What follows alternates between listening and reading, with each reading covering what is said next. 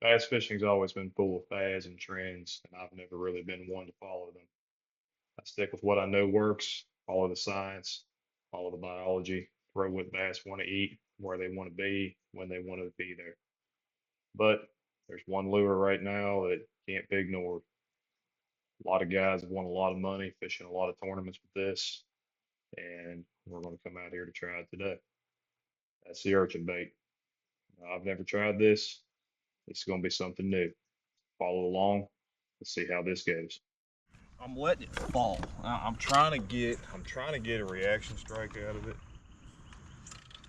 So like I'm going out with it. I'm gonna have to go back to the. I'm telling you, these frog hooks are not, and this grass are not good. I do way better with the treble. See how much slack I got? Yeah. I'm kind of popping it. It's only moving it a little bit with that much slack, and I'll let it sit and fall back down. Yeah, with the treble hook, you're okay. With the frog hook, I do that. I'm in the grass. You want a frog hook now? Yeah.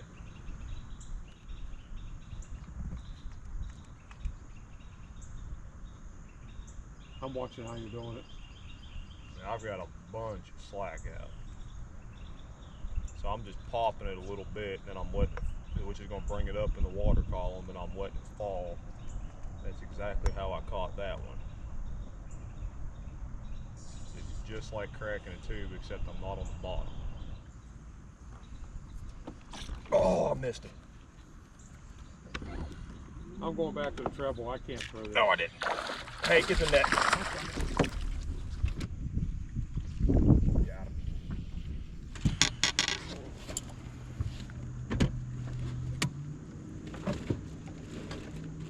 All right, guys, welcome back. As you saw in the intro, my dad and I are out here on Guntersville today trying something new. Uh, I'm not one to follow fads and crazes when it comes to lures.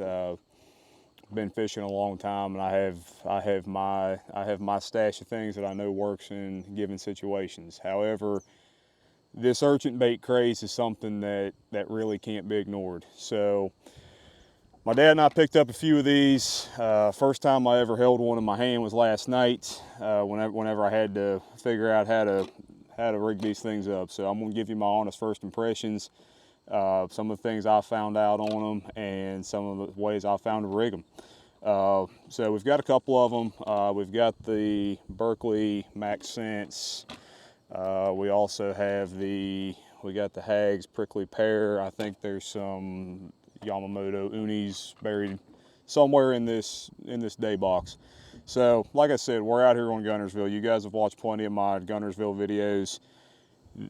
Guntersville's a grass lake through and through. If you can't fish grass, you're not going to be able to fish very well on Guntersville, save for maybe some ledge fishing.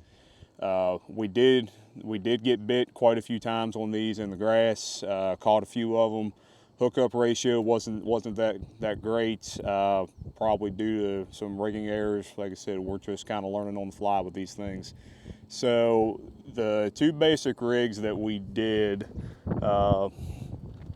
When I was fishing the 7 and 9 foot second grass line, I was taking the bigger Berkeley Meba, the Max Scent Meba, with a weighted frog hook. If you guys can see that, putting it up through the little factory indentation in it from the mold. The easiest way that I have found to do this is to take the wire that comes in the packaging. You can see there, these are attached on a wire. Bend it, run it through, and then pull it, and be very, very careful because you can easily stick your hooks right into your hand doing that because you're going to put a lot of tension on this thing. Good luck finding frog hooks right now. Pretty much everywhere that I buy tackle from is sold out. So what my dad did is he found some clearance frogs. Some, I don't even know what brand they were, but they were on clearance. So we got those. I ripped the frogs off, stole the hooks out of them. It's got a little 1/8 ounce weight. These fell at a pretty good rate. What I was doing with them is I would throw them out, let them get just above the grass, and I would kind of crack it like I would a tube, just pop it on a slack line, and they would usually hit it on the fall. Now I did get bit shallow. The way that we went about that shallow is I was using a slightly smaller one. That's the prickly pear. My dad was throwing the little uni, which is that one right there. What we've done with that is I just took a number 2 EWG treble hook and I buried one of the hooks of the treble into the Urchin, allowing 2 of them to basically stick out like a frog hook. Now you can see right there, I have a little Nico weight in that Urchin bait. Depending on what the brand is, some of them float, some of them will sink. This is the Hag's Prickly Pear. Even with a number 2 treble in it, it would stay on the surface. It would not sink whatsoever with a number 2 treble. I did have an 1/8 ounce in there. That's down to a 1/16. I ended up in some really shallow areas. I did like that about the prickly pear for shallow water fishing, because I was able to kind of match my weights very quickly. Once I got the weights into the Urchin, which is no easy task. Again, be very careful of those hooks. Once I had that hole made, I could make 2 or 3 of them, and I was actually just keeping the nail weights in my pocket, and then I would take them in and out depending how deep or how shallow I wanted to fish. My hookup ratio was better on the frog hook than it was with the treble. I got bit more on the treble, but I caught more on the frog hook.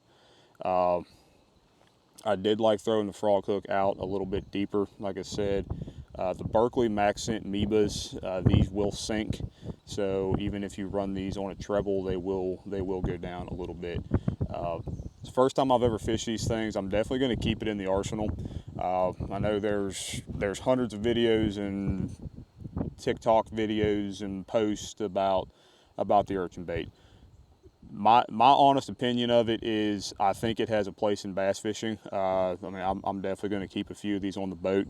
I can see where if you needed to get into a more pressured area, especially throwing around hard cover, grass was very difficult to fish these in. But if you were fishing laydowns and boat docks, things like that, it's definitely a different look.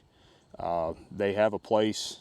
Do I think it's the next spinnerbait? No, I don't. We definitely did catch some fish on them. I need to get better at it, but it's definitely something I'm going to keep in my tackle box. So you guys stay tuned for more adventures we have when we figure this out. We've got a couple other things planned with trying some new techniques and some new places. So if you like the content, like and subscribe.